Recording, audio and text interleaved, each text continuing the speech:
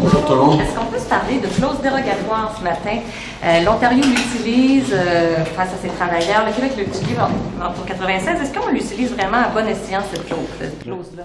Tout d'abord, par rapport à l'Ontario, on ne devrait jamais utiliser la clause dérogatoire pour limiter les droits des travailleurs. Je comprends que les négociations, des conventions collectives, c'est pas toujours facile à négocier, mais ça prend un dialogue respectueux et engagé pour pouvoir passer à travers.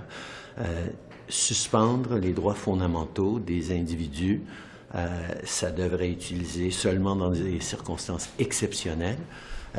Et j'espère que les politiciens comprennent que c'est pas être utilisé juste de façon légère. Et de votre côté, est-ce que ça pourrait faire l'objet d'un renvoi à la Cour suprême, l'utilisation de cette clause-là? Mais on est un gouvernement qui est là pour défendre les droits de tout le monde. C'est la défense des droits et libertés est fondamentale à tout ce qu'on fait. L'idée de supprimer ou de suspendre ces droits fondamentaux, ça devient de plus en plus courant dans différents gouvernements, puis ça me préoccupe beaucoup, puis on est en train de regarder les différents outils qu'on pourrait avoir. En anglais, using the notwithstanding clause to suspend workers' rights is wrong. I know that collective bargaining negotiations are sometimes difficult, but it has to happen. It has to be done in a respectful, thoughtful way at the bargaining table. The suspension of people's rights is something that you should only do in the most exceptional circumstances, and I really hope that all politicians call out the overuse of the notwithstanding clause to suspend people's rights and freedoms. Pour ce qui est de la santé, en Alberta, ça va pas bien. Au Québec, les urgences non plus. Est-ce qu'il n'est pas temps de lâcher du lousse un peu sur les transferts en santé aux provinces? Il y a une réunion la semaine prochaine. Est-ce que vous allez rencontrer probablement les premiers ministres à ce propos-là? Puis est-ce que ça peut débloquer? Parce que là, vraiment, c'est le patient, là, on a l'impression qu'il en fait le prix. Là. La réalité, c'est que les patients et notre système a besoin de meilleurs résultats. On a besoin de livrer pour les gens.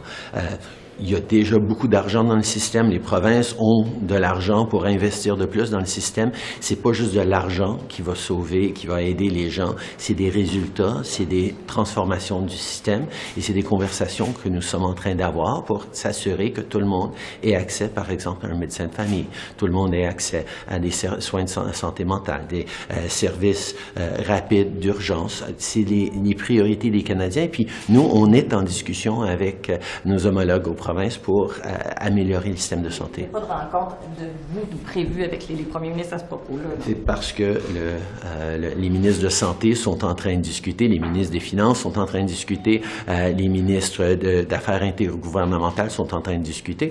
On sait que ça prend des résultats pour les Canadiens et c'est sur ça qu'on est en train de travailler. Mais oui, on va être là avec plus d'argent, mais on doit s'assurer que cet argent-là investisse dans des résultats.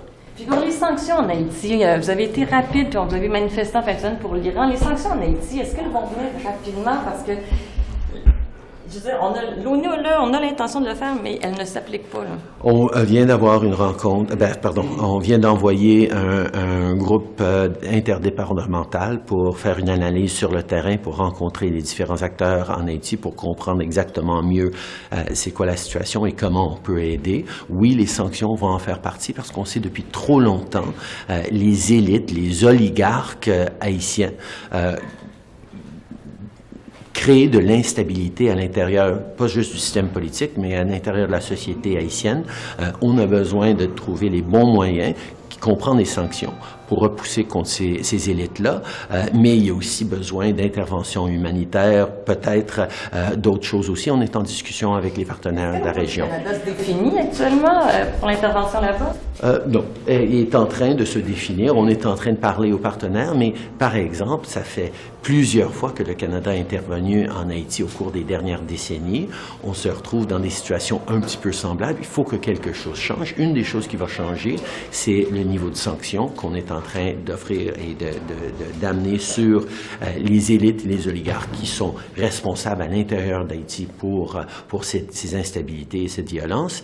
Mais aussi, on est en train de regarder, de travailler conjointement avec des partenaires dans la région, d'autres pays des Caraïbes, par exemple, qui vont faire partie d'une possible intervention parce que ça peut pas seulement être toujours l'Occident qui est en train de venir à la rescousse, ça prend des gens de la région aussi. Merci beaucoup tout le monde.